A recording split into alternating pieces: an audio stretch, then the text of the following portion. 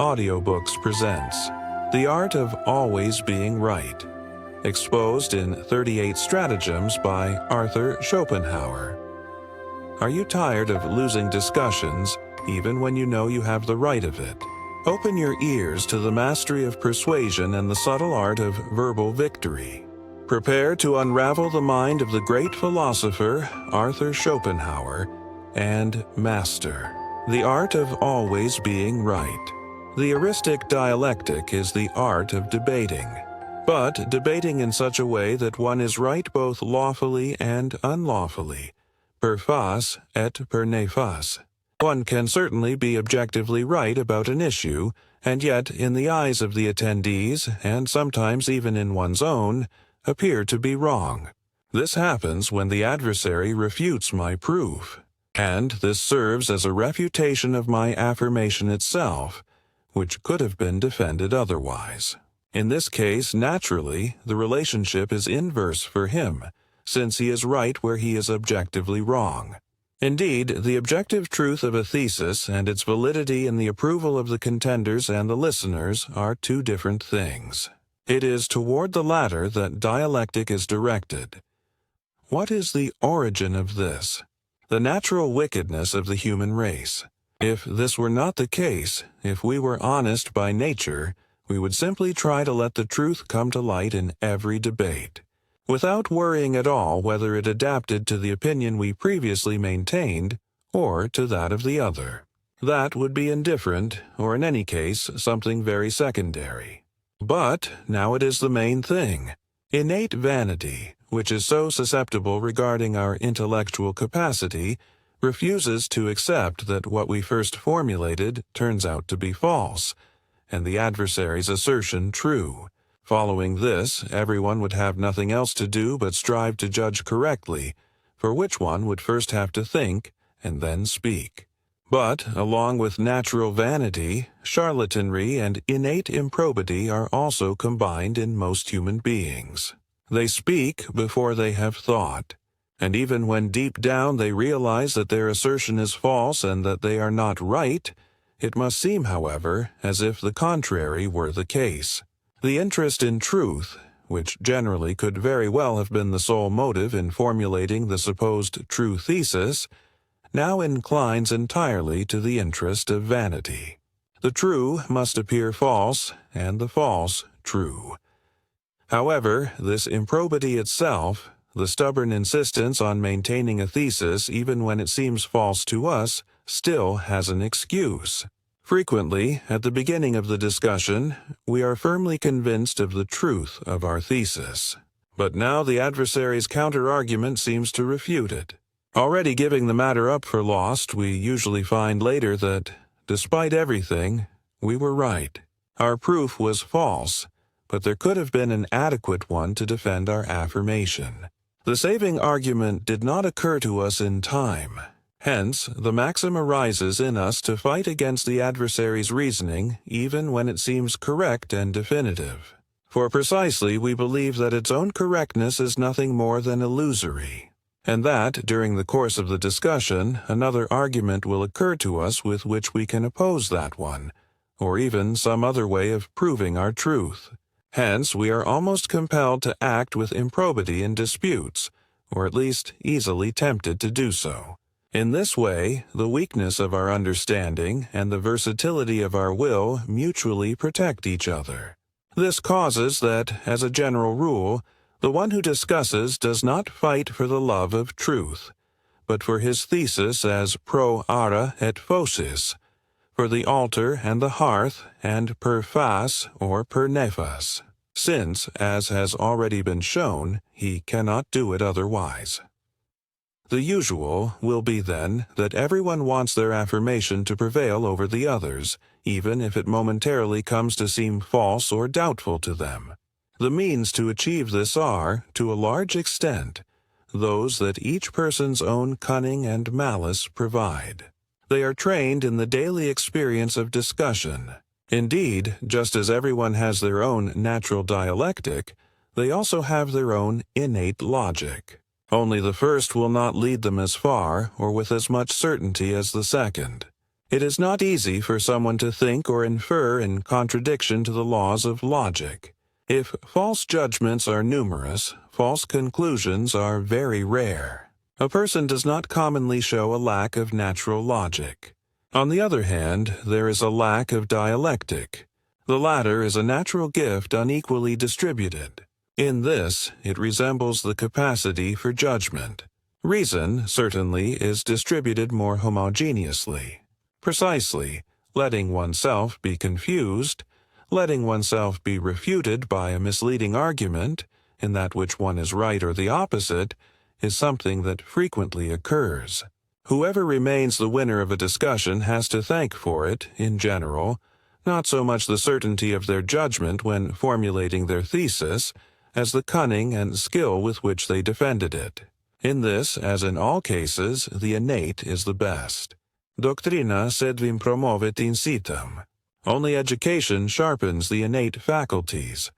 However, both exercise and reflection on the maneuvers with which the adversary can be vanquished, or those that the adversary uses most frequently to refute, will contribute much to becoming a master in this art.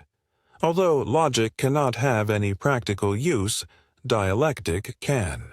It seems to me that Aristotle also presented his own logic, analytical, principally as the foundation and preparation of dialectic, and that the latter was the main thing for him. Logic is concerned with the mere form of propositions. Dialectic, with their content or matter, their intrinsic value. Hence, the consideration of the form, as the universal, should precede that of the content or the particular. Aristotle does not define the object of dialectic as subtly as I have done. Although it is true that he assigns discussion as its main object, at the same time, also the search for truth. Afterwards he adds again, propositions are considered philosophically according to truth, and dialectically taking into account the credibility or applause they obtain in the opinion of others. He is aware of the difference and disjunction of the objective truth of a proposition, and the fact of making it valid or obtaining its approval. But he does not do so with sufficient subtlety to assign this latter purpose to dialectic. His rules for achieving this latter purpose are often also assigned to the former, being combined. Hence, it seems to me that he did not know how to finish his task successfully. Aristotle addressed the exposition of dialectic in the topics with the scientific spirit that characterizes him, in an extraordinarily methodical and analytical way. Although this is very worthy of admiration, he did not completely achieve his purpose, which here is evidently practical. After considering in the analytics the concepts, judgments, and syllogisms according to their pure form, he then went on to consider the content, which only has to do with the former, since it is where they reside. Propositions and syllogisms are in themselves pure form. Concepts signify their content. His procedure is the following. Every discussion has a thesis or a problem. These simply differ in form, and then axioms that must serve to solve it. It is always about the relationship of some concepts with others. These relationships are, initially, four.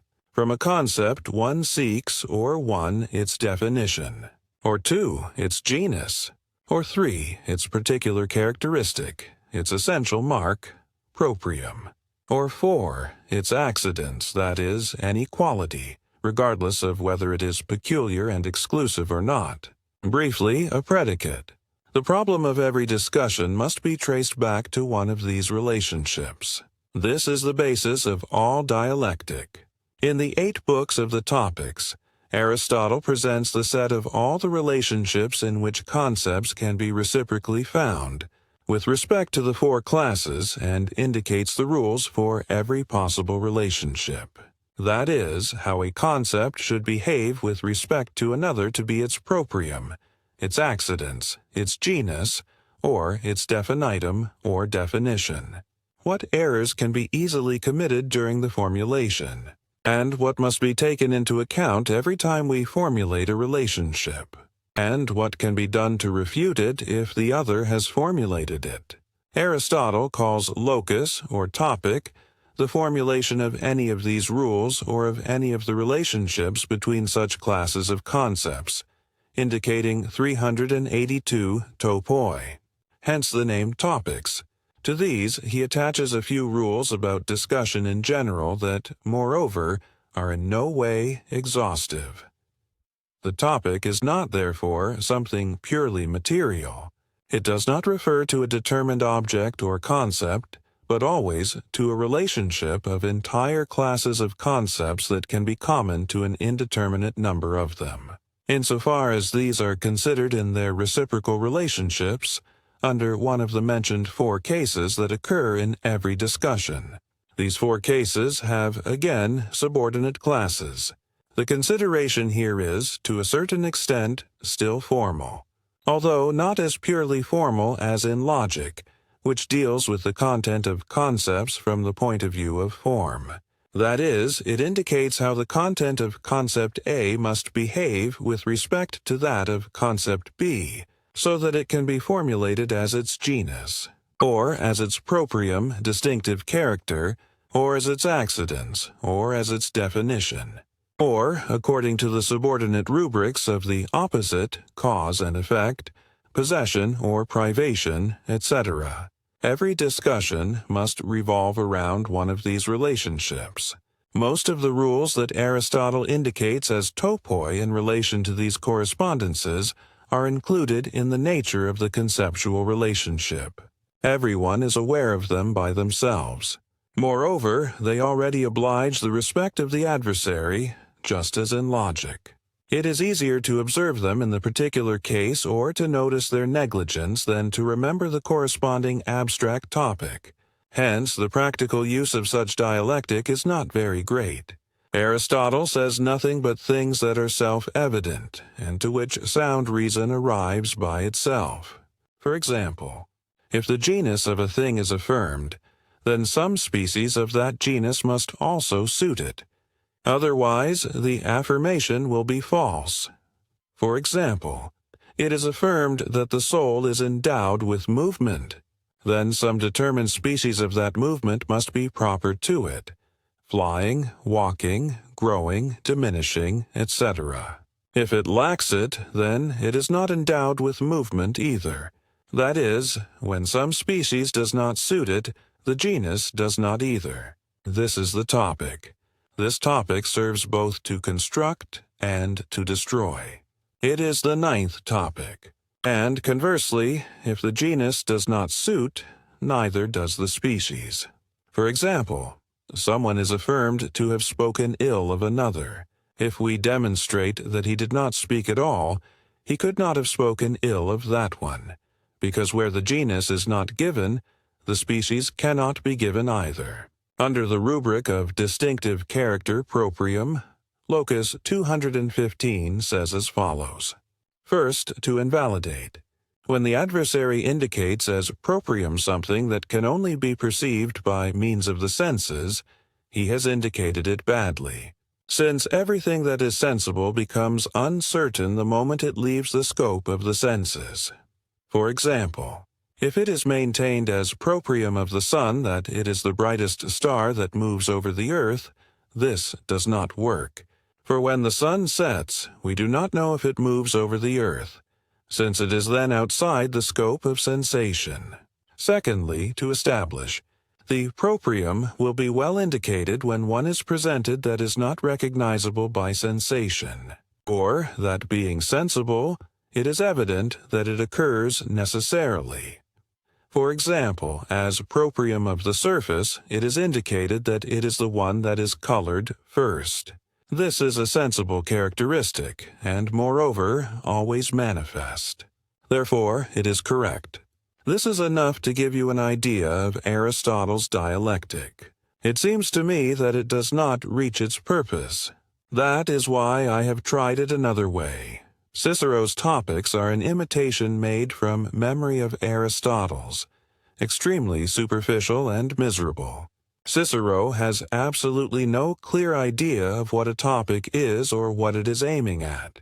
He babbles confusingly ex ingenio, using his own inventiveness, nonsense, richly adorning it with legal examples, one of his worst writings. To concisely define what dialectic is, it must be considered definitively disregarding objective truth, which is a matter for logic, as the art of always being right. This should be all the easier when one is indeed right about the matter in question. Dialectic, as such, must only teach how we can defend ourselves against attacks of any kind, especially against the unfair ones, and, evidently, how we can attack what the other person sets forth without contradicting ourselves, and, most importantly, without being refuted. We must clearly distinguish the search for objective truth from the art of making what has been stated pass for true. The former is the subject of a completely different discipline. It is the work of the capacity to judge, of reasoning, of experience, and for it there is no artifice whatsoever. The latter is the object of dialectic. It has been defined as the logic of appearance. False. For if this were the case, it would only be used to defend false statements. But even when someone has the right on their side, they need dialectic to defend it. Furthermore, one must know the unfair blows to be able to ward them off, and sometimes, when necessary, also use them to attack the opponent with the same weapons. Therefore, in dialectic, objective truth must be set aside, or considered as something accidental, and simply not be concerned with anything more than how to defend one's own affirmations and how to invalidate those of the other. Regarding these rules, it is permissible not to take objective truth into account because in most cases its whereabouts are unknown. Frequently, one does not even know if one is right or not. Sometimes one believes one is right and is mistaken. Other times, both parties believe it. Since veritas est in puteo, the truth is in the deep well, according to Democritus. When the discussion begins, as a general rule, each of the parties is convinced of having the right on their side. During its course, both will come to doubt it. The end must be, evidently, when it is stipulated, when the truth is demonstrated. Regarding this, dialectic is no longer involved, since its function is identical to that of the fencing master, who does not dwell on who is actually right in the quarrel that led to the duel. Attacking and parrying is all that matters, as in dialectic, which is an intellectual fencing. Only thus understood can it be established as a discipline with its own entity. Since, if our purpose were the search for truth, we would have to refer to the simple logic. And, on the other hand, if our object is to show the validity of false propositions, we will have nothing more than pure and simple sophistry. In both, it would be assumed that we already knew what was objectively false or true, something that is rarely known beforehand. The true definition of dialectic is, consequently, the one we have formulated. Intellectual fencing for being right in discussions. If the name heuristic suited it well, much more appropriate is that of heuristic dialectic. Being of great utility, it has been unjustly neglected in recent times. Therefore, in this sense, dialectic should simply be a recapitulation and a systematized and regulated exposition of those techniques given by nature, which most people use to be right when, during a dispute, they notice they do not have the upper hand.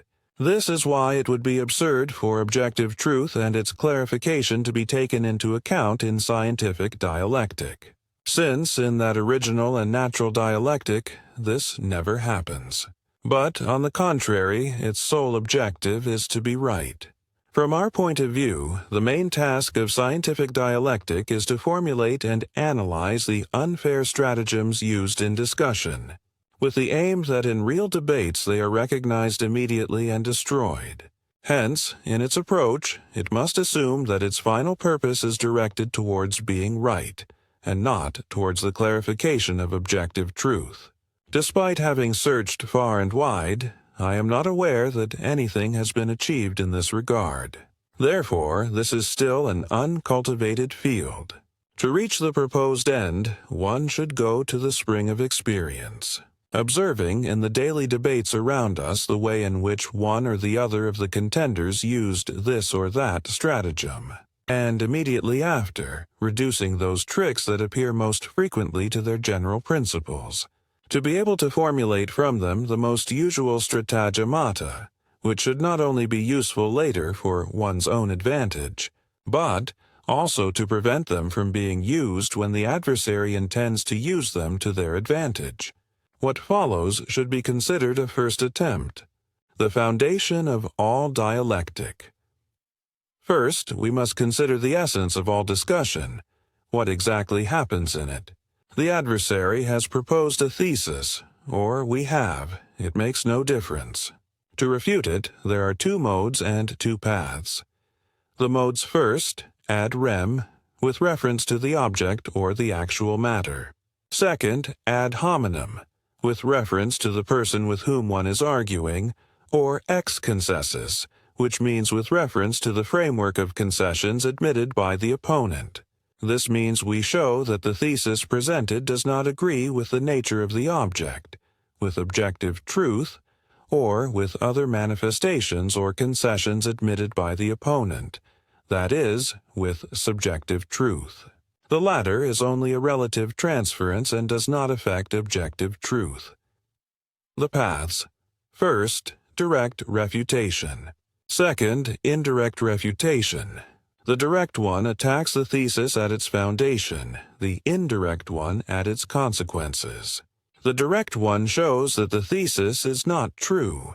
The indirect one shows that it cannot be true. Regarding direct refutations, we can do two things. Either we show that the foundations of the statement are false. We deny both the major premise and the minor premise, nego majorum and minorem. Or we admit the foundations, but show that the consequence does not follow from them. Nego consequentium, we deny the conclusion, and thus attack the consequence, the form of the conclusion. In indirect refutations, we use either the apagogue or the instance. Apagogy, we accept the adversary's thesis as true. We then show what follows from it if we use it as a premise of a syllogism in conjunction with any other thesis recognized as true. Subsequently, we deduce a clearly false conclusion from that syllogism. This is false because it either contradicts the nature of the object or it contradicts the adversary's other affirmations. That is, it is false both ad rem and ad hominem. For example, Socrates in Hippias Major and others. Consequently, the adversary's statement would also be false, since only true conclusions can be deduced from true premises, although not always false conclusions from false premises. The instance. This is exemplum in contrarium or counterexample. This is the refutation of the general thesis by means of the direct contribution of particular cases which, although they are comprehended under the statement of the thesis, do not confirm it. From this we deduce that the thesis must be false. This is the scaffolding, the skeleton of all discussion. Here we have its osteology. The foundation of any dispute must be reduced to this. But all this can happen really, or only apparently, with good or bad reasons. And since we cannot easily know this, the debates are often so long and arduous. Nor can we separate the true from the false during its course, because precisely the contenders themselves do not even know it beforehand. Consequently, I will proceed to the exposition of the stratagems without taking into account whether one is objectively right or wrong, for such a thing cannot be known for sure. And, moreover, that is what must be decided by means of the dispute itself. By the way, in every discussion or argumentation in general, there must be agreement on something from which, as a principle, we can judge the matter in question. Contra negantem principia non est disputandum. With whoever denies the principles, there can be no discussion. Stratagem 1. The amplification. The adversary's assertion is taken beyond its natural limits. It is interpreted in the most general possible way, taking it in its widest sense and exaggerating it.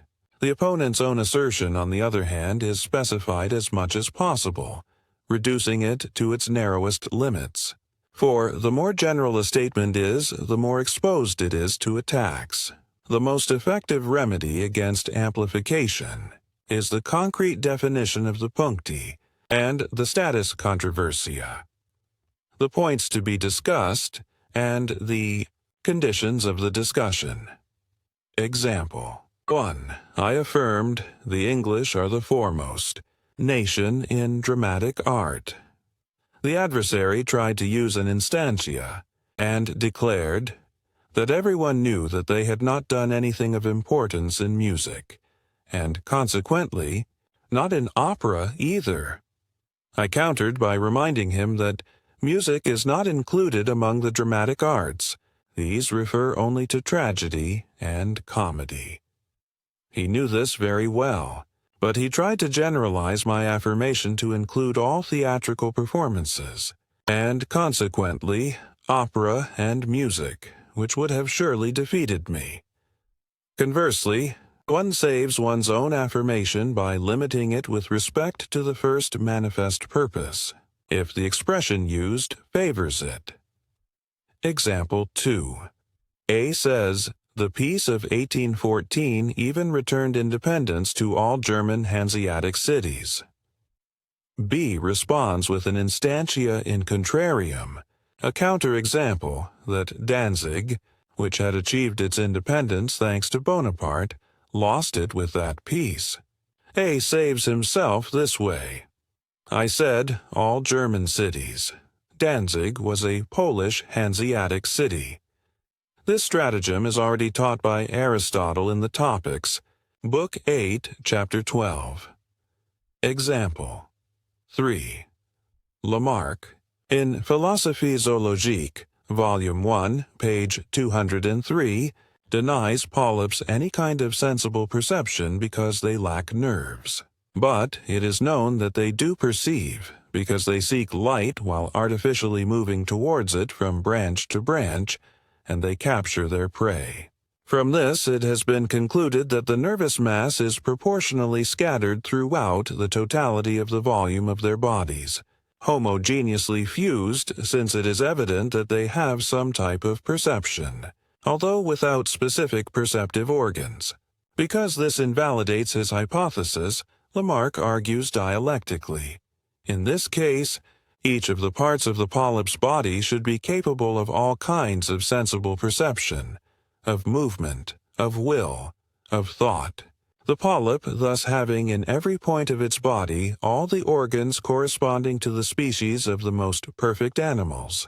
Each particle could see, smell, taste, hear, and also think, judge, infer.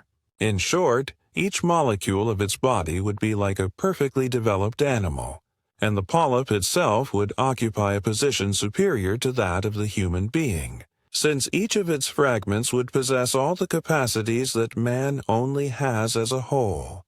He continues, furthermore, there would be no reason to prevent applying what is affirmed about polyps, also to every monad, the most imperfect of all beings, and finally also to plants which of course also live, and so on. A writer who is inwardly conscious of being wrong betrays himself with the use of such dialectical stratagems, because it was affirmed. Their whole body is sensitive to light, therefore it is of a nervous nature. He concludes that the whole body thinks. Stratagem 2. Use homonymy to extend the stated affirmation to what can equally be understood under the same name, but which has little or nothing to do with the matter being discussed.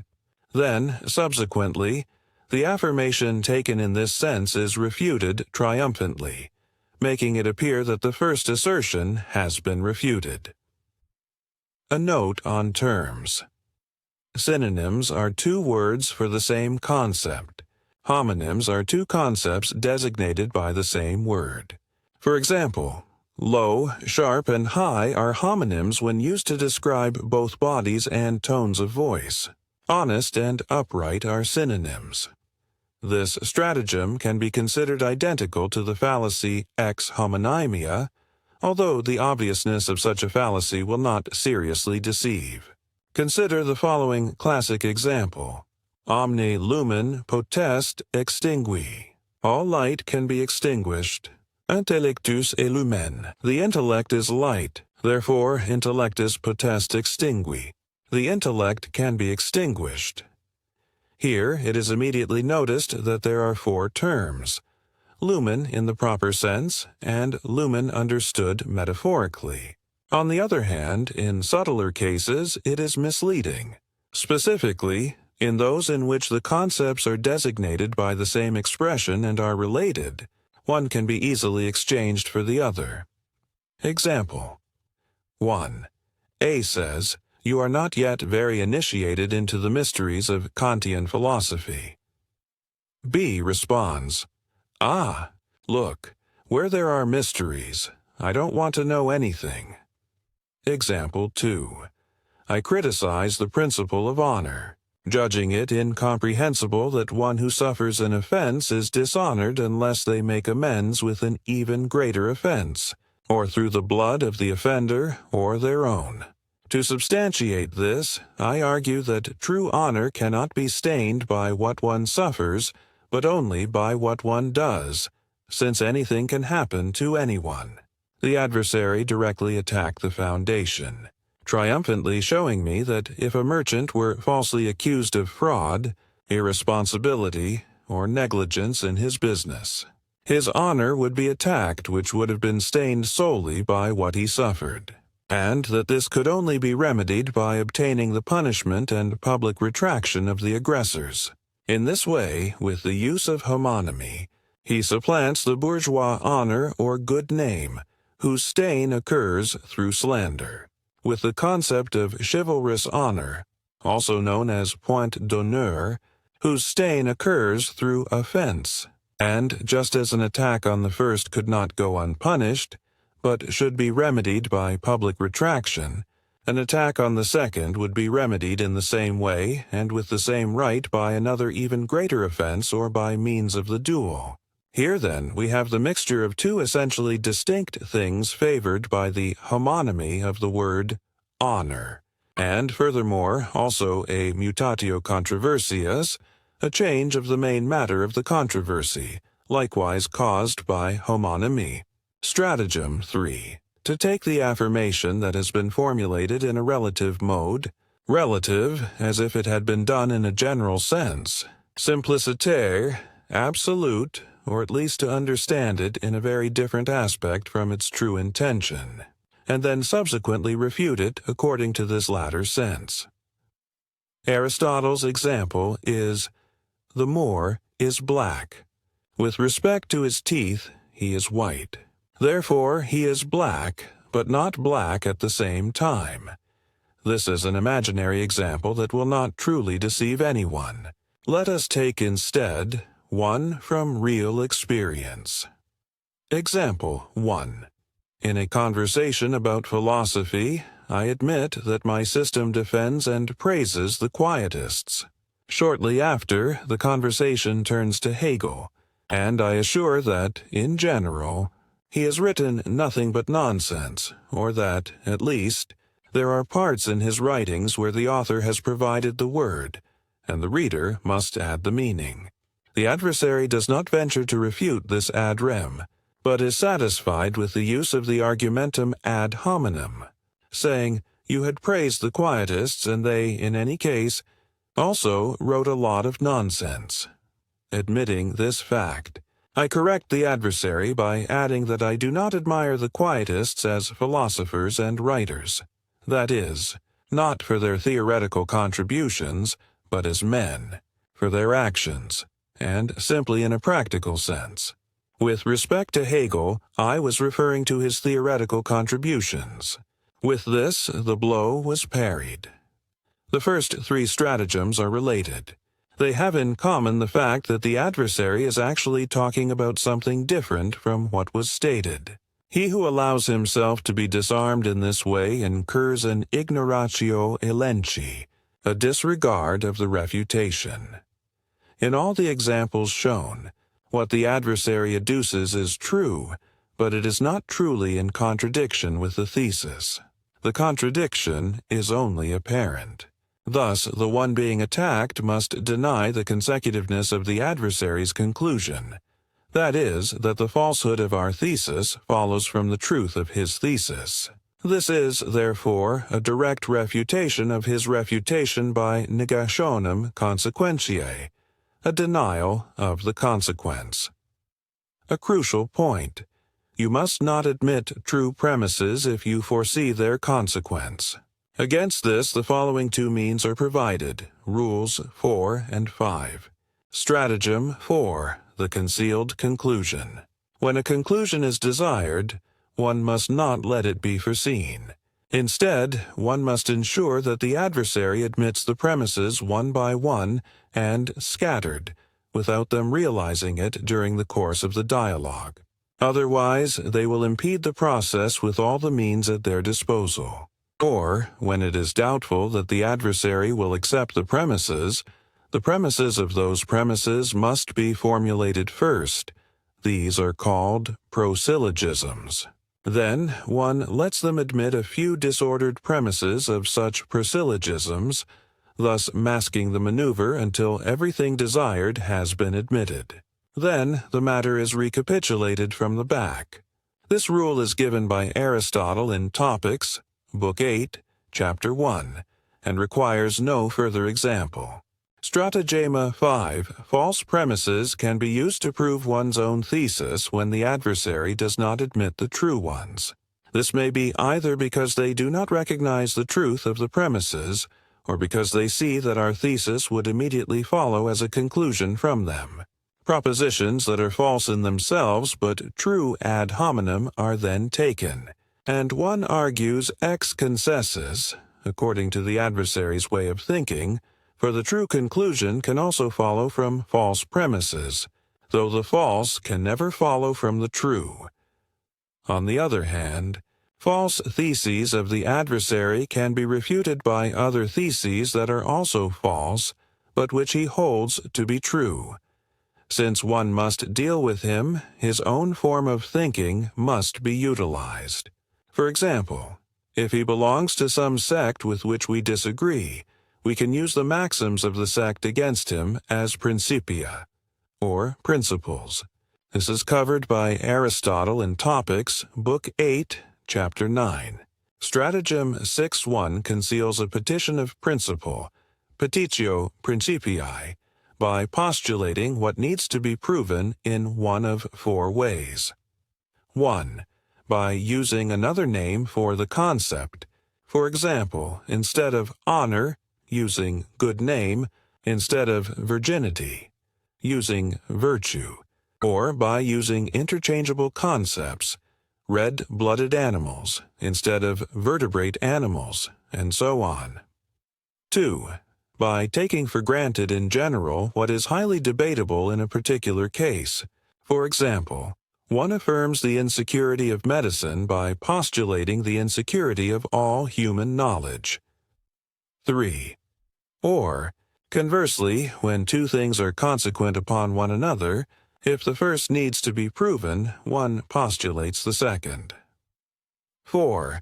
By having all the singular cases admitted to prove the universal, the contrary of point number 2. This is discussed by Aristotle in Topics, Book 8, Chapter 11. The last chapter of Aristotle's Topics contains good rules on the exercise of dialectic. Stratagem 7. When the discussion is conducted in a somewhat formal and rigorous manner and we want to be understood very clearly, if we have stated an affirmation and must prove it, we proceed by asking the adversary so that we can deduce the truth of our affirmation from their answers. This erotomatic method was above all used by the ancients. It is also called the Socratic method. The present stratagem and some that follow it refer to this. All of them are freely adapted from Aristotle's Liber de Elenchis Sophisticus, Chapter 15. Ask many questions at once and about many things to hide what we actually want the adversary to admit, and furthermore, quickly extract the argument from what has been admitted. For those who are slow to understand cannot follow it precisely, and will overlook the faults or gaps in the deductions of the proofs. Stratagem. 8. Provoke the adversary's irritation and make them fly into a rage, because, blinded by it, they will not be in a proper state to judge rightly or to take advantage of their own benefits. They are enraged by treating them unjustly without any consideration, inconveniencing them, and, in general, behaving with insolence. Stratagem 9. Do not establish the questions in the order required by the conclusion one wishes to reach with them, but disorderly. The adversary will not know where we want to end up, and will not be prepared to prevent the conclusion. Furthermore, depending on how their answers turn out, these can be used to extract diverse, even contradictory conclusions. This stratagem resembles number 4, in that its procedure must be masked. Stratagem 10. If it is noticed that the adversary intentionally denies those questions whose affirmative answers could be used for the benefit of our thesis, one must ask them the opposite of what we need, acting as if this opposite were required to defend our thesis, or at least present them with both options to choose from, so that they do not notice which of the two we wish them to affirm. Stratagem 11. If we make an induction and the adversary admits as valid the particular cases through which it is proven, we must not ask them if they will also admit the general truth that can be concluded from those. Instead, we must introduce it immediately afterward, as if it were something already established and previously admitted, because it may be that they believe this, and those present will also have the same impression, since they will remember the many questions asked about the particular cases which would somehow have had to lead to such a conclusion. Stratagem 12. If the conversation is about a general concept that lacks a proper name and has to be designated tropically by means of a similarity, we must immediately choose the simile ourselves in such a way that it is as advantageous as possible for our affirmation. Thus, for example, the names with which the two political parties in Spain were designated, Servils and Liberal, were evidently chosen by the latter. The name Protestants was chosen by them, the name Evangelicals also by them, but the name Heretics was chosen by the Catholics. It also serves to name things in a way that is most appropriate to our interest. For example, if the adversary has proposed a change, it will be called an innovation, since it is an abhorred word. We will act in the opposite way if we are the ones making the proposal. In the first case, the opposite is called established order. In the second, an old shell, that, which someone unintentionally and impartially would call something like worship or public doctrine of faith, another who wished to speak in its favor would call piety or blessedness, and an enemy hypocrisy or superstition. Fundamentally, this is a subtle petitio principii, since with the word in the denomination used, we already assume what we want to prove and then derive it through a simple analytical judgment. What one calls securing one's person or placing under custody, his enemy calls imprisoning. An orator previously betrays their intention by means of the name they give to things. One says spirituality, another the priests. Among all the stratagems, this is instinctively the most used. Religious fervor becomes fanaticism. A slip or flirtation becomes infidelity. Equivocation becomes indecency. A setback becomes bankruptcy. By means of influence and connections becomes by means of corruption and nepotism. Sincere recognition becomes good retribution. Stratagem 13. To get the adversary to admit a thesis, we must present them with its opposite and give them the choice of one of the two. But having the shamelessness to proclaim the contrast in a strident way, so that, in order not to be paradoxical, they have to decide in favor of our thesis, which will seem very probable in comparison with the other. For example, the adversary must admit that one has to do everything their father tells them. So we ask them, should parents be obeyed in all things or disobeyed? Or when something was said with respect to sometimes, we ask if by sometimes they mean few cases or many. They will say many. It is like comparing gray with black and calling it white, and then comparing it with white and calling it black. Stratagem 14. A brazen move is the following. When the adversary has answered several questions without favoring the conclusion we had intended, we state and exclaim this conclusion triumphantly as if it were already demonstrated, even knowing that it does not follow from the answers given by the adversary. If the adversary is timid or foolish, and we possess sufficient effrontery and a good voice, the move can succeed. This stratagem belongs to the fallacia non causae ut causae, the fallacy of taking what is not the cause as the cause. Stratagem 15. If we have stated a paradoxical thesis but find ourselves in difficulties proving it, we present the adversary with another correct thesis, although not entirely evident for them to accept or refute, as if we wanted to obtain the proof from it. If, suspecting some trick, they reject it, then we reduce them ad absurdum to the absurd and triumph. But if they accept it, we will have said something reasonable in the meantime, and we will see how the matter progresses. Or we use the preceding strategy here and assert that with this, our paradox has been demonstrated. This requires extreme insolence, which, although experience provides it, there are also people who put it into practice instinctively. Stratagem 16. Argumentum ad hominem, or ex concessus. With respect to an affirmation of the adversary, we have to look for whether it is not in contradiction, if necessary, at least in appearance, with something else that they have previously said or admitted, or with the principles of a school or sect that they have praised or approved. Also, with the actions of those who belong to such a sect, or with those of false or supposed members, or with their own conduct. If, for example, they defend suicide, we retort, "Why don't you hang yourself?" Or if they affirm that staying in Berlin is unpleasant for them, they are unexpectedly reproached.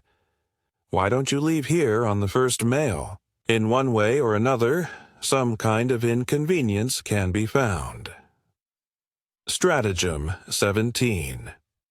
If the adversary threatens us with a refutation, we can often save ourselves by means of a subtle difference that we had not previously noticed. If the matter lends itself to some ambiguity or allows its reference to a double case.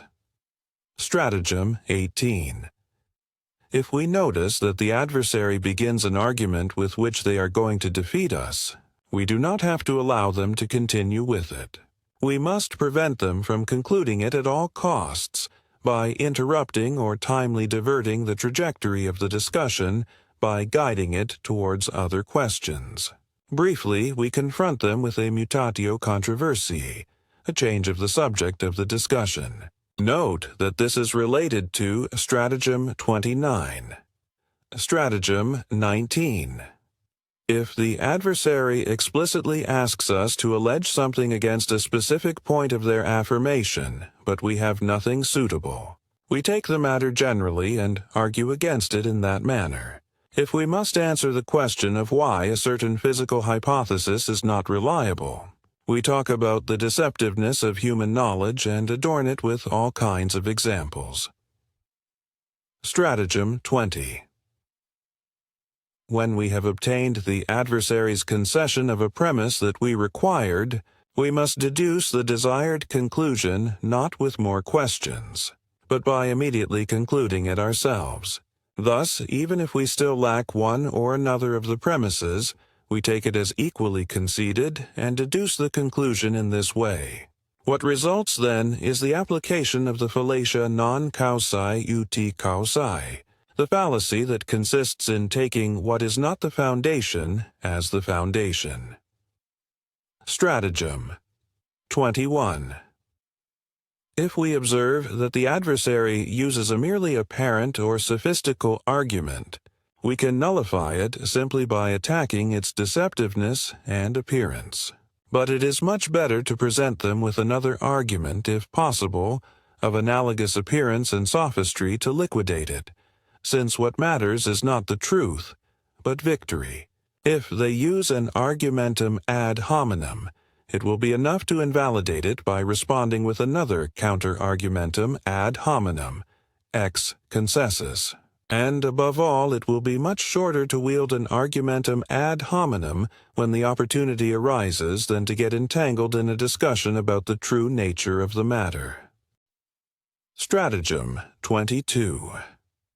If the adversary urges us to admit something from which the problem debated in the discussion will immediately follow, we refuse, arguing that it is a petitio principii, a petition of principle.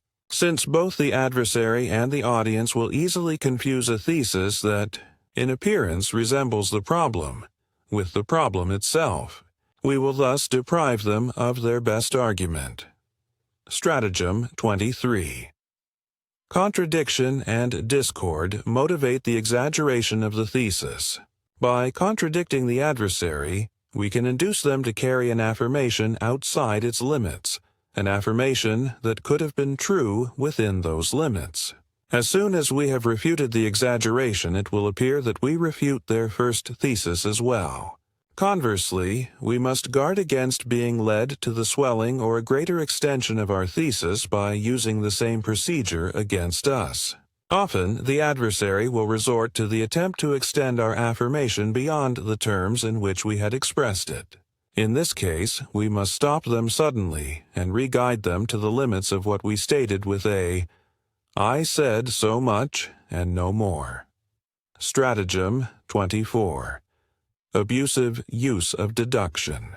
From the adversary's theses, conclusions that are not contained there and that in no way correspond to the opinion manifested by them, but which, on the other hand, are absurd or dangerous, are inferred by force, through false deductions and deformation of concepts. In this way, it will seem that propositions that contradict themselves or that contradict recognized truths follow from their thesis. This will serve as an indirect refutation apagoge. This is, again, an employment of the fallacia non causae ut causae, the fallacy that consists in taking what is not the foundation as the foundation. Stratagem 25. This stratagem has to do with apagoge, by means of an instance, exemplum in contrarium. The epagogue, or induction, requires a large number of cases to be able to validate a universal principle. The apagogue, or refutation, is satisfied with presenting a single case in which the principle is not valid to refute it.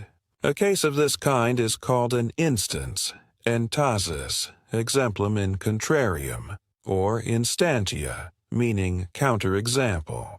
For example, the proposition, "All ruminants have horns," will be invalidated by the single instance of the camel.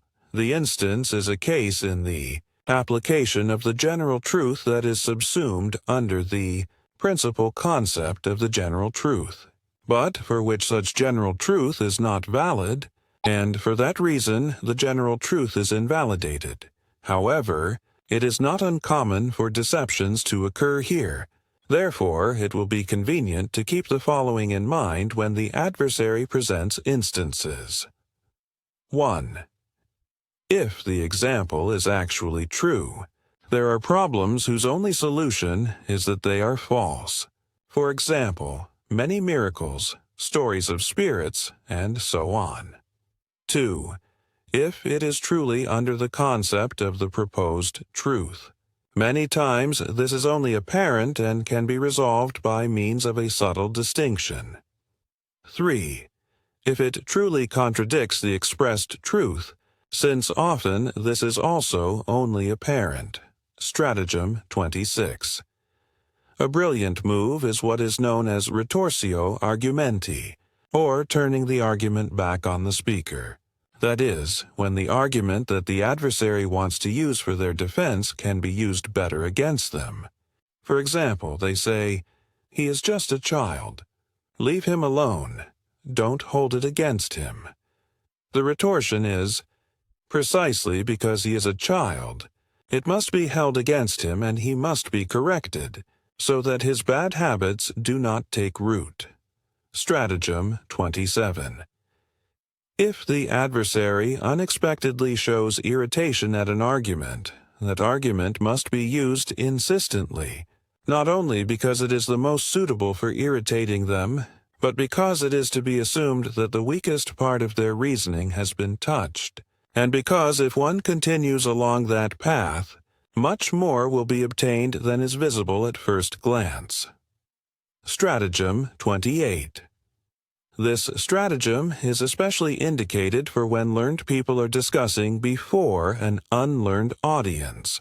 If one does not have any argumentum ad rem, nor even an ad hominem, one attempts an argumentum ad auditors, or to the audience. That is, an invalid observation is argued, whose invalidity is only recognized by the expert. Although the adversary is an expert, the audience is not. In their eyes, our adversary will appear to be defeated, and even more resoundingly, if the observation made somehow ridicules their affirmation. People are immediately ready to laugh, and the support of those who laugh is obtained. To show the nullity of the comment, the adversary would have to debate at length and refer to the principles of science or something similar, with which they would not easily obtain attention. Example. The adversary says, in the formation of the primordial rocky crust, the mass from which granite and all the remaining rock crystallized was fluid due to heat, that is, melted. The heat must have been at least 200 degrees Réaumur. The mass crystallized under the sea surface that covered it. We make the argumentum ad auditorum, arguing that at that temperature, even before 80 degrees, the sea would have boiled and vanished in the form of vapor. The spectators laugh. To refute us, our adversary would have to demonstrate that the boiling point depends not only on heat, but also on atmospheric pressure, and that this pressure is so intense that even if half of the seawater rises in the form of vapor, even at the temperature of 200 degrees Réaumur, it does not lead to any boiling. But they do not venture to demonstrate it, since for those who are not physicists, virtually an entire treatise is needed. Stratagem 29. If it is noticed that we are going to be defeated, we make a diversion. That is, we suddenly begin to talk about something totally different, as if it had to do with the matter in question and constituted a new argument against the adversary. This occurs with some concealment if the diversion is still related, even if only in a general way to the thema questionis, or the theme in question, or brazenly, when it is only used to flee from the adversary and has absolutely nothing to do with the subject. Note that this is related to Stratagem 18. For example, I praised that in China public offices are not granted by nobility of birth, but are all awarded as a consequence of examinations, examina. My opponent affirms that precisely knowledge does not qualify one more for the exercise of a public office than the excellence of birth, which he holds in higher regard. But now he was lost. He immediately made the diversion, adducing that in China all classes are punished with beatings, which he related to the excessive consumption of tea. Two things he reproaches the Chinese for. Whoever allowed themselves to be entangled by this, would have been diverted and would lose the victory they had been about to obtain. The diversion is brazen when it completely abandons the matter in question and attacks with something similar to this: yes, and that which you recently affirmed in any case, and so on. For this already corresponds in a certain way to the personal attack, which will be duly dealt with in the last stratagem. Considered in a strict sense, the diversion is an intermediate stage between the argumentum ad personam and the argumentum ad hominem. How common and natural this stratagem is confirmed by every dispute among vulgar people. When one makes personal reproaches to the other, the latter does not respond with a refutation, but with personal recriminations against the adversary, leaving the reproaches that have been directed at them unanswered and equally admitting them. They act like Scipio, who did not attack the Carthaginians in Italy but in Africa. In war, such a diversion is very useful when done in time. In disputes, it is bad, because one's own reproaches are left unanswered, and the audience comes to know the worst about both contenders. In discussion, it is used faute de mieux, or for lack of something better. Stratagem 30. The argumentum ad verecundium. The argument to reverence. Instead of reasons, authorities are used, chosen to match the adversary's knowledge. Unus quisque mavult, credere quam judicare. Anyone prefers believing to reasoning, says Seneca in De Vita Beata, Book 1, Chapter 4. It is an easy game if we have on our side an authority that the adversary respects. Many more authorities can be used the more restricted their knowledge and capabilities are. If these were of the first order, then there would be very few or none. At most, they will accept those authorities adhered to by someone versed in a science, art, or profession of which they possess little or no knowledge, albeit regretfully.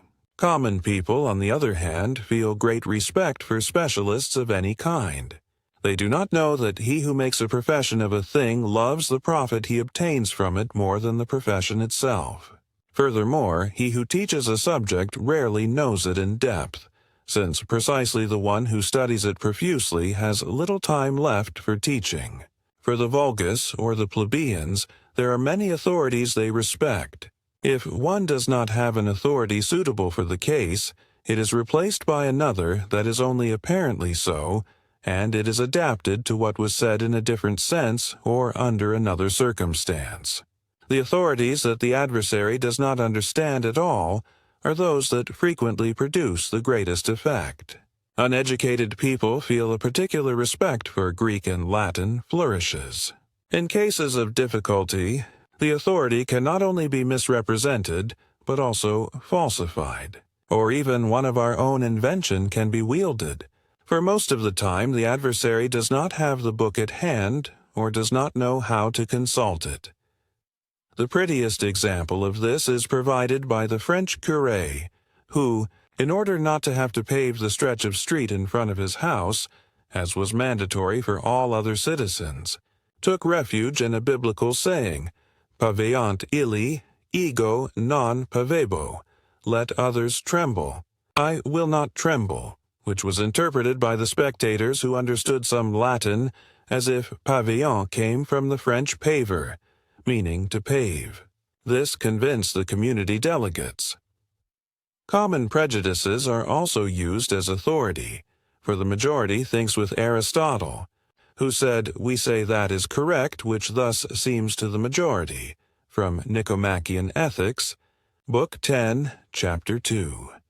Indeed, there is no opinion, however absurd, that men do not accept as their own, if the hour of convincing them arrives, and it is argued that such an opinion is universally accepted. The example works both in their thinking and in their actions. They are like sheep following the ram wherever it goes.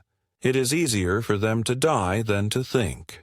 It is curious that the universality of an opinion has so much weight with them, since they can observe in themselves with what ease opinions are accepted without prior judgment by the mere force of example. But they do not realize it, for they lack any kind of reflection.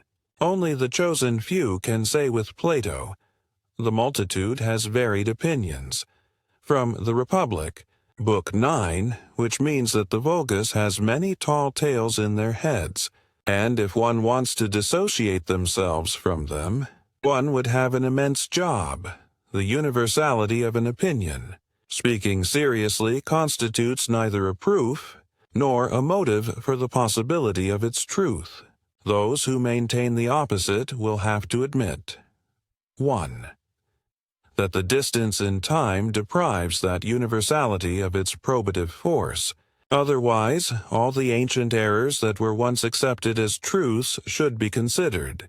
For example, the Ptolemaic system, or in all Protestant countries. Catholicism should be reinstated. 2. That the distance in space has the same effect. Otherwise, that universality of opinion will be questioned among the followers of Buddhism, Christianity, or Islam, as per Bentham in Tactique des Assemblées Législatives. What is known as universal opinion is, examining it precisely, the opinion of 2 or 3 people. We would convince ourselves of this if we could observe its genesis. We would then find that it was 2 or 3 people who first knew or stated and affirmed it, and who benevolently believed that they had examined it thoroughly. The prejudice of supposing them sufficiently capable of carrying out such an examination induced, in principle, just as many others to also accept this opinion. These were believed by many more, those whose indolence suggested that it was better to believe it right away than to go through laborious verifications. In this way, the number of such indolent and credulous acolytes grew daily, since after all the opinion was supported by a good number of supporting voices. Meanwhile, those who revered it solely attributed the determining character of its foundations to the fact that it had conquered such a consensus. The rest were forced to admit what was already generally accepted, or else be regarded as restless heads who rebelled against the majority opinion, or as presumptuous types who pretended to be smarter than the rest of the world. At this point, consensus already became a duty. From here on, the few who are capable of judging are forced to remain silent, while those who are allowed to speak are precisely the most incapable of having their own opinions and judgments, and those who simply echo the opinions of others.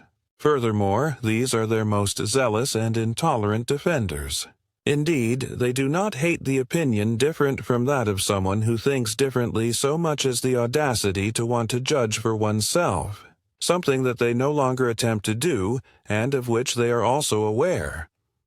In summary, very few are capable of thinking, yet everyone wants to have opinions. And, since this is the case, won't it be easy, instead of creating them themselves, to take them already made from others? Given these facts, what truth value can the opinion of 100 million people now have? The same as that of a historical fact that is found in hundreds of historians, and which is later known to have been copied from one another, so that it is concluded that after all they all relied on the testimony of a single one. This is according to Bayle in Pensées sur les comètes. Dico ego, tu dici, sed de nic dixit, et il, dictac postoti, nil nisi dictavid. I say it, you say it, and finally that one also says it. So much has been said, that now there is nothing left but to see what was said. This motto was chosen by Goethe as the heading of the polemical part of his Theory of Colors. Nevertheless, when discussing with common people, universal opinion can be used as authority. In general, it will be observed that when 2 ordinary people argue, the weapon most used by both sides is that of authorities. With them, they harass each other mutually. If a more intelligent person has to deal with this genre, the best thing they can do is adapt to such a weapon and use it according to the adversary's weak points. Indeed, against the weapon of reasons, this is, ex hypothesi, a horned Siegfried immersed in the tide of the inability to think and judge. In courts, litigation is conducted exclusively by resorting to authority, to the authority of the law, which is firmly established. The competence of the faculty of judging is to find the law, that is, the authority that must be applied in each specific case. Dialectics, however, has sufficient breadth of field so that, in those cases where it is convenient, it can make a case and a law that do not actually agree, turn until they can be seen as concordant and the opposite. Stratagem 31. When one has nothing to oppose the reasons set forth by the adversary, one declares oneself finely and ironically incompetent. What you are saying exceeds my poor capacity for comprehension. It will probably be very correct, but I cannot manage to understand it. Therefore, I renounce any judgment. With this, one insinuates to the audience, which has been taken into account at all times, that what has been said is absurd. Thus, many professors of the old eclectic school declared upon the appearance of the Critique of Pure Reason, or better, when it began to arouse interest, we do not understand it. With that, they believed they had settled the matter. But when some adepts of the new school demonstrated to them that they were indeed right in affirming that they had not understood it, they became very ill-tempered. This stratagem must be used only where one is sure of being more esteemed by the audience than the adversary. For example, a professor against a student. In reality, it belongs to the preceding stratagem, since it is an especially malicious way of asserting one's own authority instead of adhering to reasons. The counter-move is the following. Permit me, with your great capacity for penetration, this must be something very simple for you to understand, so only my poor exposition is to blame. And thus, one throws it in their face that they must understand it. Nolens volens, whether they want to or not, with which it will become clear that they had effectively not understood it. Thus, the argument was exchanged. They wanted to insinuate absurd. We demonstrated incomprehension, both things with the most exquisite courtesy. Stratagem 32. A quick way to invalidate, or, at least, make an adversary's affirmation that does not suit us suspicious is to subsume it under an abhorrent category with which it may have some resemblance, with which it is simply related. For example, this is Manichaeism, this is Arianism, this is Pelagianism, this is Idealism, this is Spinozism, this is Pantheism, this is Brownianism, this is Naturalism, this is Atheism, this is Rationalism, this is Spiritualism, this is Mysticism, and so on. With this, we assume two things. 1. That the affirmation is identical, or at least contained in such a category, and we can exclaim, "Oh, this is nothing new for us." And 2. That such a category is already completely refuted and cannot contain a single word of truth. Stratagem 33. This may be true in theory, but in practice it is false. By means of this sophism, the reasons are conceded, but the consequences are denied. This is in contradiction with the rule, a ratione ad rationatum valet consequentia. There must be necessary consecutiveness between the cause and its effect. Such an affirmation implies an impossibility. What is true in theory must also be true in practice. If this is not verified, there will be a fault in the theory. Something was omitted, and the calculation did not go well. Consequently, the theory is also false. Stratagem 34. If the adversary does not give a precise answer to a question or an argument, or does not take any concrete position on the matter, but rather evades by answering with another question or with an elusive answer, or with something that has no relation whatsoever to the matter under discussion, pretending to divert the subject elsewhere, It is an evident sign that we have touched, sometimes without knowing it, one of their weak points. This would be a case of relative silencing on their part. It is therefore urgent to stay on the point we have touched without letting go, and even more so when we do not see what the weakness we hit consists of. Stratagem 35. This stratagem, if practicable, renders all others unnecessary. Instead of influencing the intellect with reasons, one influences the will by means of motives. In this way, both the adversary and the audience, if they share the same interests as the former, are instantly won over to our opinion, even if this opinion comes from the asylum. This is because a grain of will almost always weighs more than 100 weight of judgment and persuasion. Naturally, this stratagem only works under certain conditions, when one can openly let the adversary know that if their opinion were allowed to stand, the consequence that would follow would be very detrimental to their own interests. They will immediately drop the opinion as quickly as they would drop a hot iron that they had carelessly grabbed. For example, if a clergyman defends a philosophical dogma and is made to notice that it is in contradiction with a fundamental dogma of his church, he will immediately renounce maintaining it. A landowner affirms the excellence of machines in England, where a steam engine performs the work of several men. One responds to him that soon horse-drawn carriages will also be replaced by steam engines, and that the numerous horses in his stables will have to drop in price. One will then see what happens. In these cases, the feeling of one of these opponents agrees with the maxim, quam temere in nosmet legem sansimus iniquam, with what ease we sanction an unjust law that turns against us, from Horace's Satires. Book 1, Chapter 3. The same thing happens when the audience forms part, like us, of a sect, corporation, syndicate, club, and so on, while the adversary does not.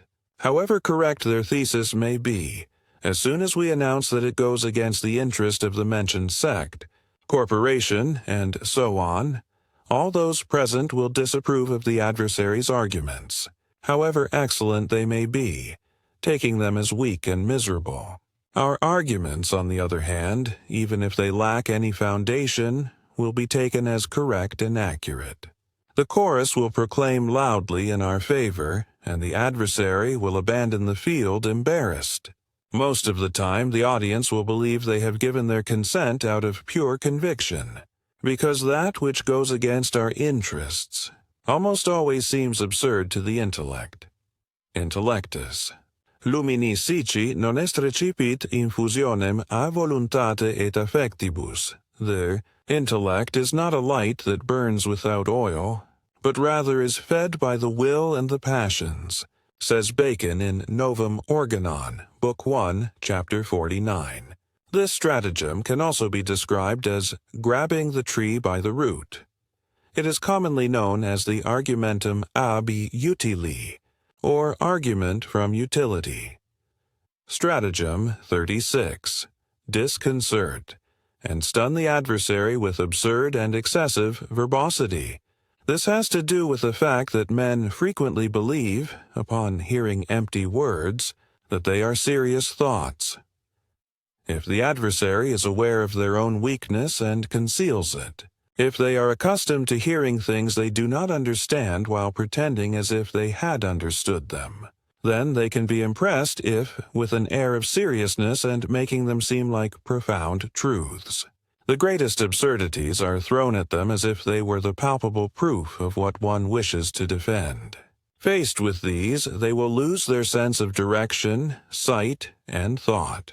As is known, some philosophers have recently used this stratagem before the German public, obtaining extraordinary applause with it. Since these are exempla odiosa, odious examples, we will take a passage from the work of Oliver Goldsmith, the Vicar of Wakefield, Chapter 7, to illustrate it. "Very well, Frank," replied the squire. "May this glass drown me if a beautiful girl is not worth more than all the clergymen in the country." Because taxes and tithes are nothing but an imposition, a whole damned deception, and I can prove it.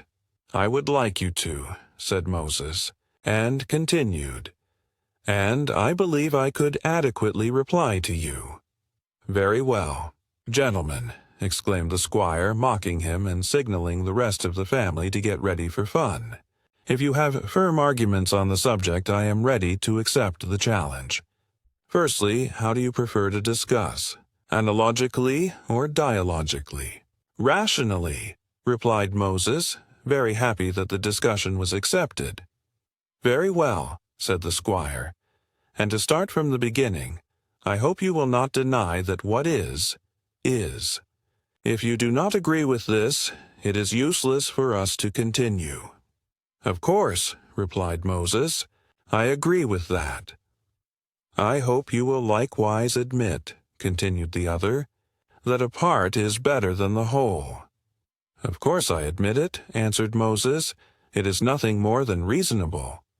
I suppose, continued the squire, that you will not deny that the 3 angles of a triangle equal 2 right angles. There can be nothing more evident, conceded the other, looking around with an air of importance. Very well, replied the squire, speaking very quickly. Now that the premises are well established, I begin by observing that the concatenation of existence itself, proceeding by a reciprocal duplicated reason, naturally produces a problematic dialogism, which somehow proves that the essence of spirituality can be referred to the second predicate. Wait a minute, interrupted Moses. I cannot accept that. Do you think I am going to humbly submit to your doctrines, which are so unorthodox? What? Replied the squire, feigning great anger. It is not a matter of submitting. Answer me a simple question. Do you believe that Aristotle is right when he says that relatives are related? Undoubtedly, replied Moses. If so, answered the squire, answer me directly to what I propose. If you judge that the analytical investigation of the first part of my enthymeme is deficient secundum quoid to quoid minus, also give me your reasons directly. I protest, exclaimed Moses. I do not fully understand the force of your reasoning, but if it is reduced to a simple proposition, I suppose I will have an answer. Oh, sir, replied the squire, I am your most humble servant, and I believe that you expect me to provide you with as many arguments as you have intelligence. No, sir, you are too hard on me. This provoked laughter at poor Moses, who from that moment on was the only serious person in that group of cheerful faces, and he did not say a single word again all night. Stratagem 37. This stratagem should be one of the first. When the adversary, being right in fact, has had the misfortune of choosing an inadequate proof for their defense that we can easily invalidate, we treat the entire matter as refuted by means of that. Fundamentally, what we are doing is substituting an argumentum ad hominem for an argumentum ad rem. In case the present person or persons do not provide a better proof, we will have won. For example, someone who, to prove the existence of God, adduces as proof the ontological argument which, as is well known, is very easy to refute. In this way, bad lawyers with a good case lose. They try to defend it with an inadequate law, while the appropriate one does not occur to them. Final stratagem. When it is noticed that the adversary is superior and one has the odds of losing, one proceeds offensively, grossly, and outrageously. That is, one passes from the object of the discussion, since the game has been lost there, to the person of the adversary, who is attacked in any way. This procedure can be called argumentum ad personam, thus distinguishing it from the argumentum ad hominem, which consists of moving away from the object of the discussion by attacking some secondary thing that the adversary has said or admitted. Ad personam, on the other hand, proceeds by completely abandoning the object in discussion and attacking the person of the adversary. Thus, one becomes insolent and mocking, offensive and crude. This is about moving from the appeal to the strength of the mind to the strength of the body, or to bestiality. This rule is very popular. Since everyone is capable of putting it into practice, it is used very often. One will now want to know what the valid counter-rule will be for the other side, because if they also follow the same path, the matter will end in a fight, a duel, or a lawsuit for insults. Anyone who thinks it will be enough just not to proceed personally against the opponent in turn would be hopelessly mistaken. It is a proven fact that if, with complete calmness, one demonstrates to the opponent that they are wrong and that they judge and think falsely, something that happens in every dialectical victory, they will be more irritated than with a crude and offensive expression. Why? Because, as Hobbes says in Deceive, Chapter 1, Omnis animi voluptas, omnis que alacritas in eosita est, quod quis habeat, quibuscum conferenci, possit magnifice sentir decepso. All joy of the spirit and all contentment reside in there being someone with whom, upon comparing oneself, one can have a high feeling of oneself. And it is that nothing matters more to men than the satisfaction of their vanity, the most painful wound being that which affects it. From this come sayings like, honor before life, and so on. Such satisfaction of vanity generally arises from comparing oneself with others in any respect, but mainly in what concerns intelligence. This is checked effective, and with great intensity in the discussion. Hence the rage of the defeated, even if they are wrong, and hence the recourse to this final stratagem, extrema ratio, as a last resort. This cannot simply be responded to with courtesy on our part.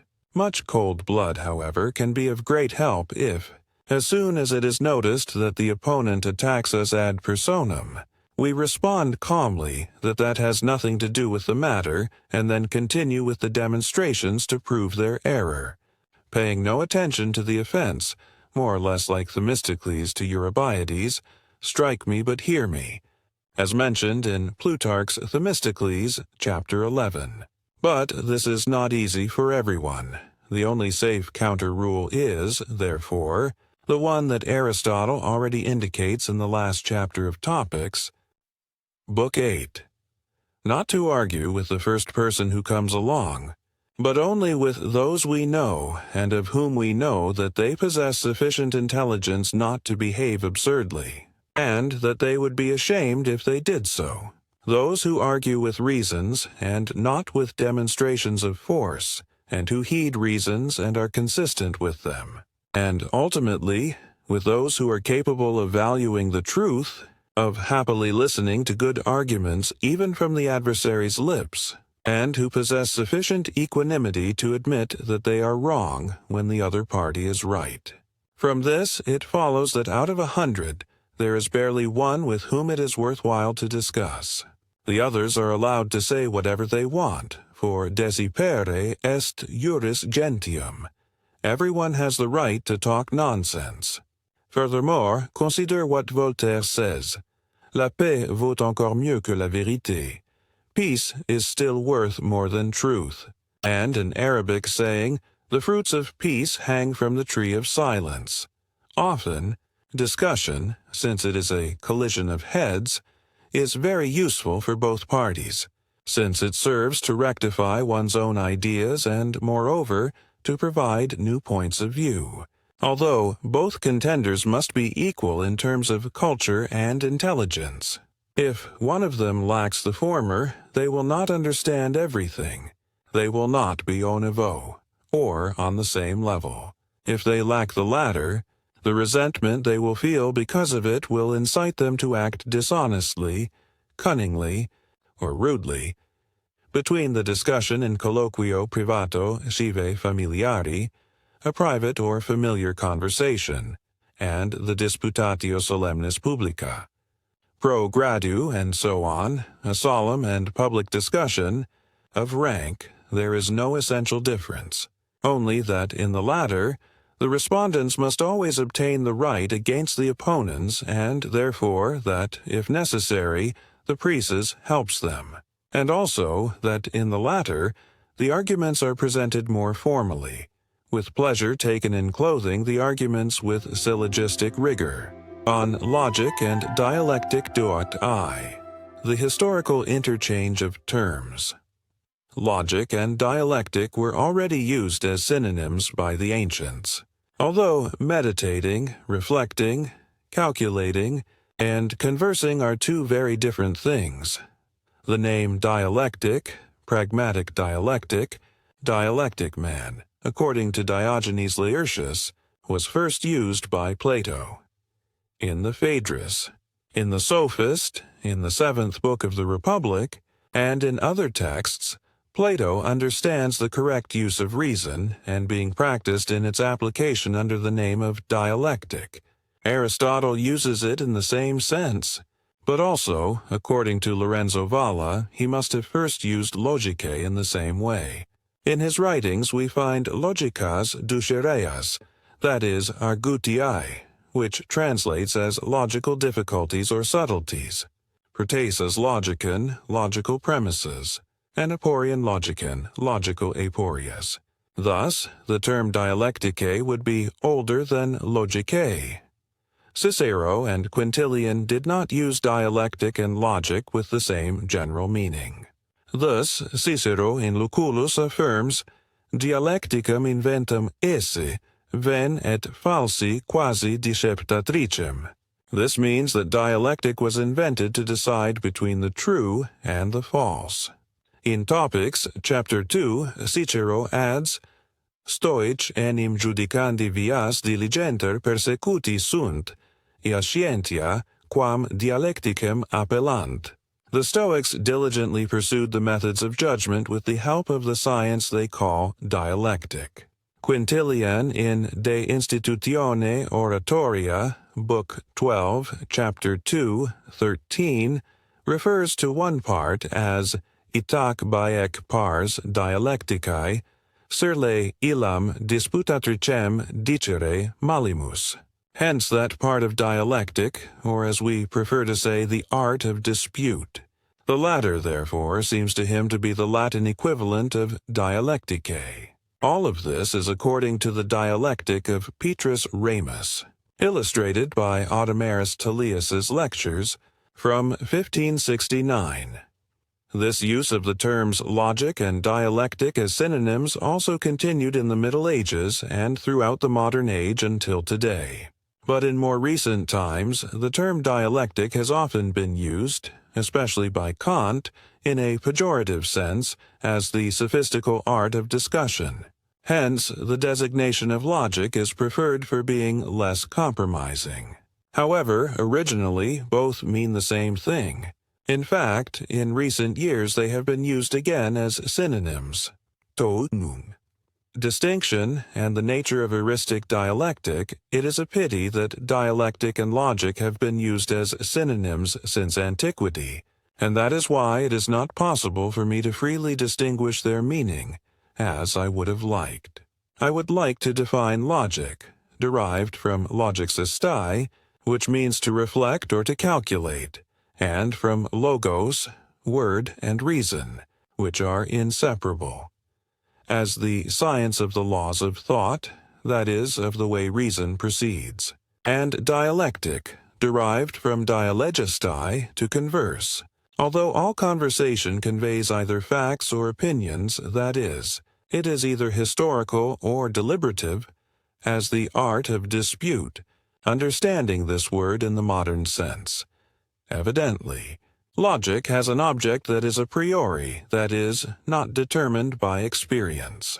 This is the laws of thought, the procedure followed by reason, the logos, left to its own discretion without anything disturbing it, in the self-sufficient thinking of a rational being, to which it leads without any error.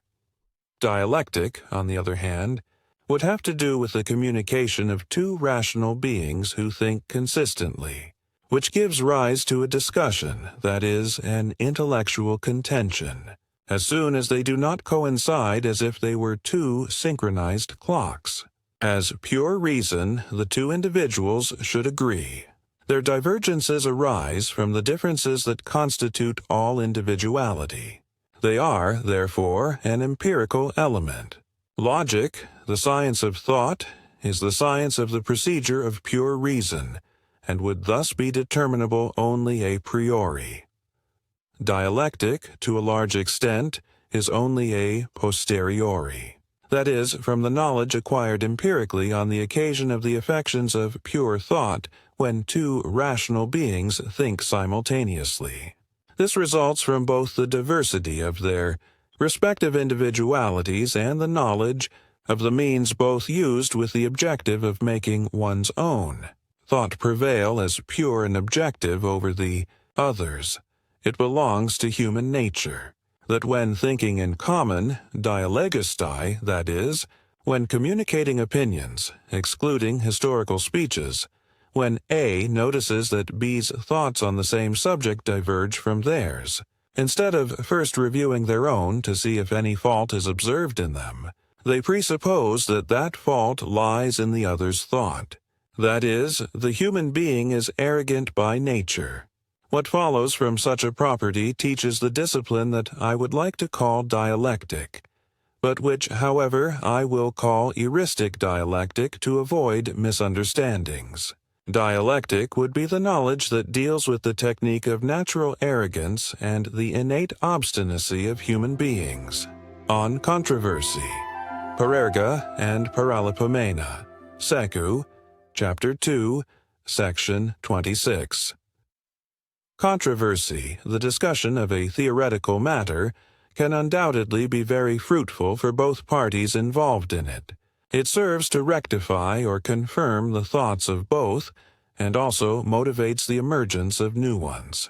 It is a friction or collision of two heads that frequently produces sparks, but it also resembles the collision of two bodies, in which the weaker takes the worst part, while the stronger emerges unscathed and announces it with sounds of victory.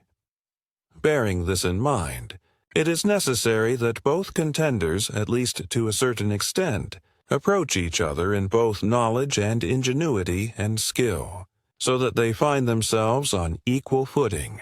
If one of the two lacks the former, knowledge, they will not be au niveau, or on the due level, with which they will not be able to understand the arguments of the other. It is as if in the combat they were outside the arena.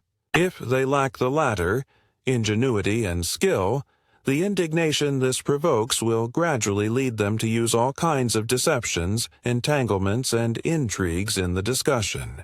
If these are demonstrated, they will end up resorting to rudeness. Therefore, in principle, a learned person should refrain from arguing with those who are not learned, for they cannot use their best arguments against them. These arguments will lack validity due to the opponent's lack of knowledge, since the opponents can neither understand nor weigh them. If, despite everything and having no other choice, one tries to make them understand, one will almost always fail. What is more, with a bad and ordinary counter-argument, it will end up being the ignorant who, in the eyes of the audience composed of other ignorant people, have the right on their side. That is why Goethe says, "Never let yourself be carelessly dragged into discussions."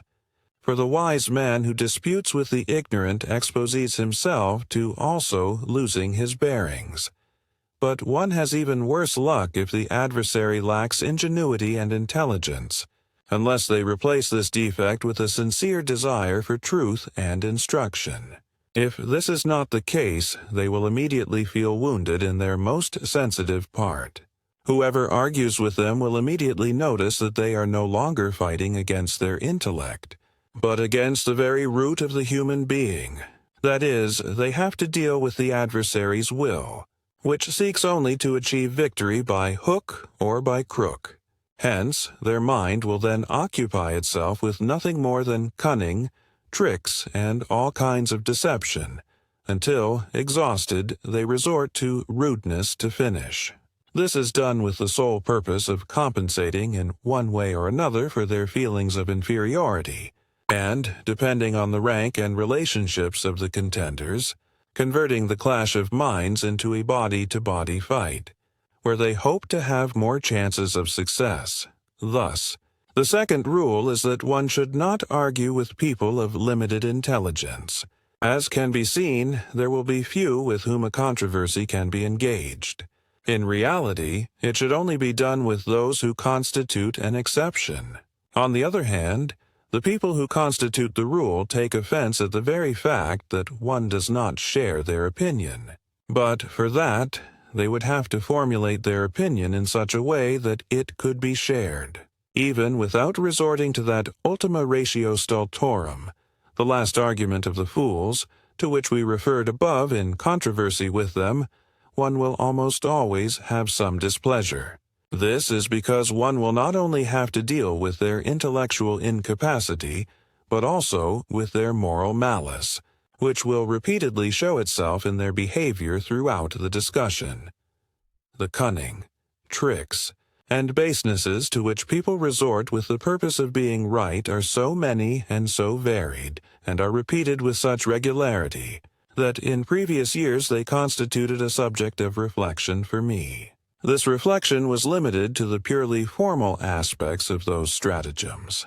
I recognized that even though the subjects of the discussions, as well as the people involved in them, were so diverse, the same cunning and identical tricks manifested themselves again and again during their course, which makes them easily identifiable.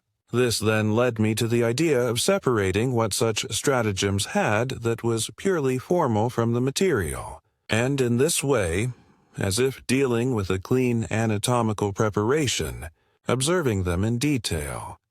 That is why I gathered the most used strategies in discussion, and placed each one with what is proper to its essence. I illustrated them with examples and distinguished each one with a particular name. Finally, I also added the means to be used against them, that is, the corresponding parries to each attack. From this, a whole formal heuristic dialectic arose. In it, the already alluded cunning or stratagems, as dialectical heuristic figures, occupied the same place that syllogistic figures occupy in logic and rhetorical figures in rhetoric. They have in common that they are to a large extent innate, since their practice precedes the theory. That is, to use them. It is unnecessary to have learned them beforehand. This purely formal definition would be a complement to that technique of reason which consists of logic, dialectic, and rhetoric, the exposition of which is found in the 9th chapter of the 2nd volume of my capital work. Since, as far as I know, there has been no attempt of this kind, I could not use any previous study, although I have occasionally used Aristotle's topics, taking advantage of some rules from them for my purpose to formulate kataskanaxian and refute anaskanaxian statements. To this, but more completely, must have referred the work of Theophrastus mentioned by Diogenes Laertius. Discussion on the theory of heuristic discourses, which has been lost along with all his writings on rhetoric.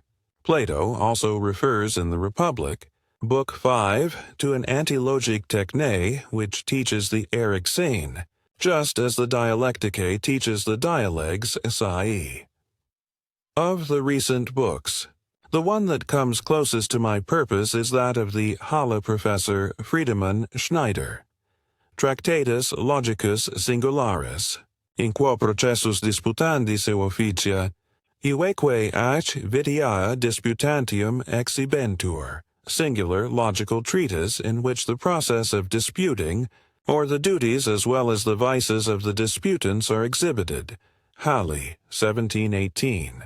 For in the chapters on the ultra he exposes various heuristic deceptions. Although he only refers to formal academic discussions in general, the way he treats the subject is superfluous and insufficient, which is usually normal in this type of academic product. Furthermore, it is written in excessively bad Latin. the Methodus Disputandi of Joachim Lange, which appeared a year later, is decidedly better, but contains nothing that serves my purpose. In now carrying out the review of my previous work, I find, however, that I no longer have the motivation to carry out a complete and meticulous observation of the detours and subtleties that natural human malice uses to conceal its shortcomings. Therefore, I set it aside. But for those who in the future wish to do something in this regard, and to bring them closer in detail to my way of treating the matter, I want to indicate here some of these stratagems as proof. But before that, and also from that work, I wish to expose what would be the summary of the essential in every discussion, the abstract scaffolding comparable to the skeleton, the indispensable condition of all controversy, that is, what will serve as an osteology of it, and which, due to its transparency and clarity, well deserves to be exposed here. It is as follows. In every discussion, whether public, like those engaged in academic halls and courts, or those held for simple diversion, one proceeds in the following manner. A thesis is presented that must be refuted. To achieve this, there are two modes and two paths. 1. The modes are ad rem and ad hominem, or ex concessus. Only with the former do we demolish the absolute or objective truth of the thesis, insofar as we demonstrate that it does not coincide with the quality of the thing being discussed. With the other, in contrast, we demolish only its relative truth, insofar as we demonstrate that the thesis contradicts other affirmations or concessions of its defender, or that their arguments are untenable. With this, the objective truth of the thing itself remains undetermined. For example, if in a controversy about philosophical or natural science matters, the adversary, who naturally would have to be an Englishman, were allowed to present biblical arguments, we would have to refute them with similar arguments, even if they were nothing more than mere argument ad hominem, which decide nothing. It is like paying someone with their own coin. In some cases, this modus procedendi can even be compared to the prosecutor who presents a false promissory note to the court, which the accused settles by means of a false receipt. The loan could have been made despite everything, but, being analogous to this last procedure, the mere argumentatio ad hominem has the advantage of brevity, since often, in both cases, the true and exhaustive explanation of the matter would be very difficult and complicated. 2. The two paths are the direct and the indirect. The first attacks the thesis in its foundations, the other in its consequences. The former demonstrates that it is not true, the latter that it cannot be so. Let us consider them more closely. A. By refuting via the direct path, that is, by attacking the foundations of the thesis, we show that they are not true by adducing nego majorum or nego minorum.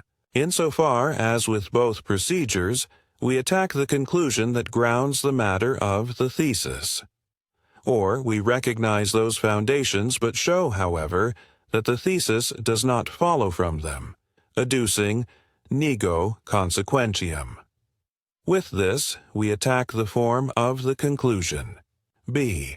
By refuting via the indirect path, we attack the thesis in its consequences to deduce from the falsehood of these, by virtue of the law, a falsitate rationati ad falsitatem rationis valet consequentia. From the falsehood of the consequence follows the falsehood of the foundation, its own falsehood. We can use for that the mere instance or the apagoge. I. The instance, enstasis, is a simple exemplum in contrarium, example to the contrary.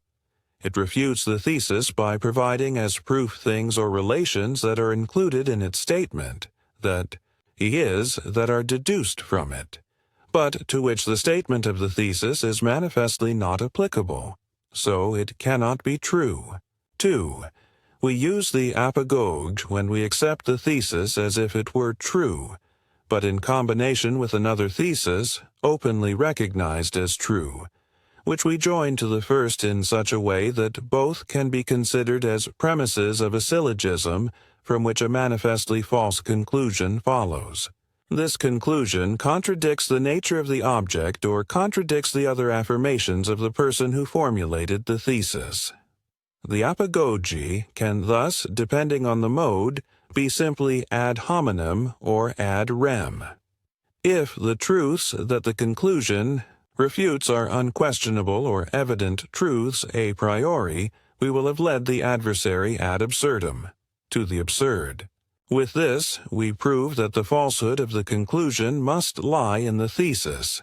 Since the other premise is of indisputable truth, the first must be false. Every form of attack in discussion can be reduced to the procedure presented here. These attacks are to dialectic what regular thrusts in third, fourth, and so on are to fencing. In contrast, the artifices or stratagems that I have compiled would be comparable to feints. Finally, personal attacks in the discussion are what university fencing masters call low blows. As proof and example of those stratagems that I gathered, the following will suffice. 7th stratagem, the amplification. The adversary's thesis is interpreted by giving it a broader meaning than they intended, or even than they expressed, to then refute it comfortably under this meaning. Example: A affirms that the English surpass all other nations in dramatic art. B responds with what appears to be an instantia in contrario, that in music, and consequently also in what refers to opera, their contributions were scarce. Note: to parry this attack, when the contradiction arises, one must immediately restrict one's own thesis to the terms in which it was expressed, or reduce it as much as possible to its narrowest limits, for the more general an affirmation is, the more attacks it will be exposed to.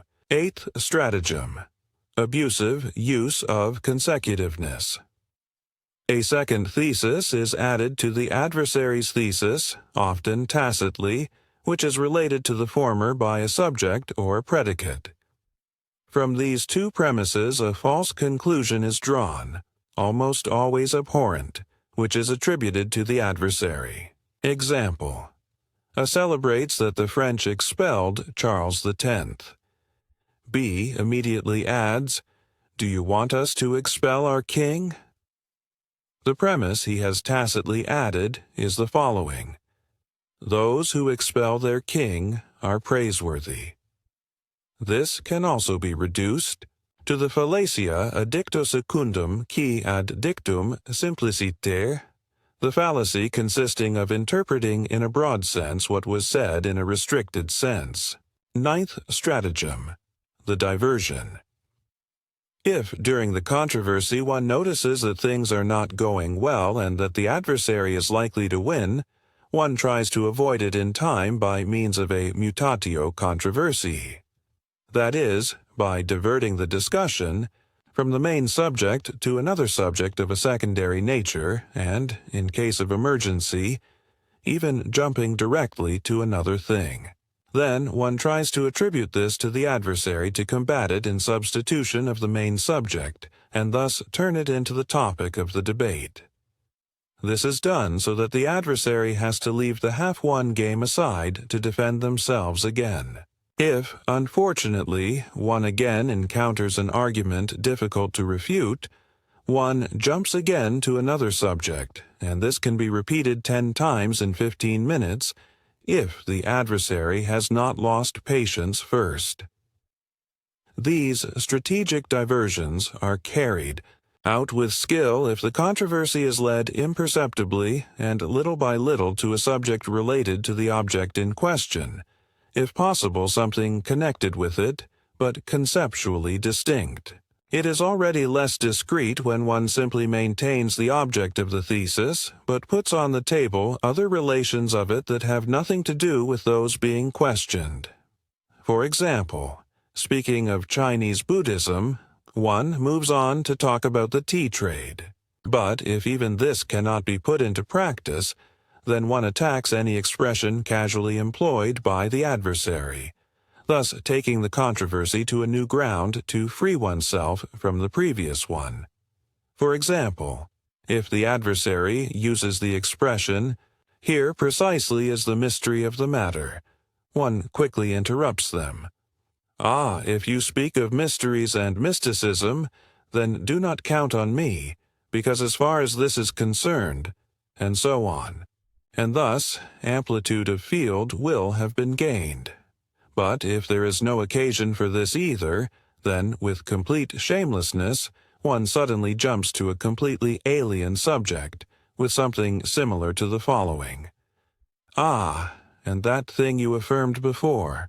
Of all the strategies that disloyal discussants instinctively use, diversion is the most beloved and most used, and almost inevitable as soon as they find themselves compromised." Of such stratagems, I gathered and exposed nearly 40. But the examination of all those subterfuges which, together with stubbornness, vanity, and improbity, are still coupled with human shortness and incapacity, is now repulsive to me. For the rest, these proofs suffice for me to take the reasons alluded to seriously and avoid discussions with that type of person who is the most abundant. In any case, one can try to help the other's intelligence with arguments, but as soon as stubbornness is noted in their counter-argumentation, the matter should be dropped instantly. For it will not be long before they resort to deception, and what in theory is a sophism, in practice is a vexation. The stratagems I speak of are even more unworthy than sophisms, for in them the will puts on the mask of the intellect to play its role, something that is always abominable. Few things arouse as much indignation as noticing that someone lacks the intention to understand. Whoever does not allow the adversary's good reasons to prevail denotes having either a simply weak intelligence or one submitted by the dominance of one's own will, that is, indirectly weakened. Hence, we should only engage with someone like this when the condition of the office or the imposition of duty makes it necessary. However, I must admit, to give them their share of right to the mentioned deceptions, that many times we may act hastily by renouncing our opinion before an accurate argument from the adversary. We truly feel the force of one of these arguments when we have it in front of us, just as the counter-arguments or other things that could sustain our opinion and perhaps save it do not occur to us quickly. If we then give our thesis up for lost, it can happen that, with that, we are precisely unfaithful to the truth. Perhaps it will be discovered later that we were the ones who were right, but that, given the weakness and scarce confidence in our cause, we had yielded to the momentary impression of the contrary. It may even be that the proof with which we defended our thesis was really false, but, nevertheless, there is another correct one to defend it. Faced with such an impression, it happens that even sincere and truth-loving people do not yield with immediate ease to an argument, but instead try to defend their cause even when the opposing argumentation makes them doubt its truth. Here they resemble the commander of an army who tries to maintain a position they know is untenable a little longer in the hope that reinforcements will arrive. They trust that while defending themselves with bad arguments, good ones will occur to them in the meantime, or that they will end up noticing the simple falsehood of the adversary's argument. Therefore, this illusion will almost necessarily compel small deceptions in the discussion, since for the moment one does not fight for the truth, but for one's thesis. On the other hand, this is a consequence of the uncertainty of truth and the deficiency of the human intellect.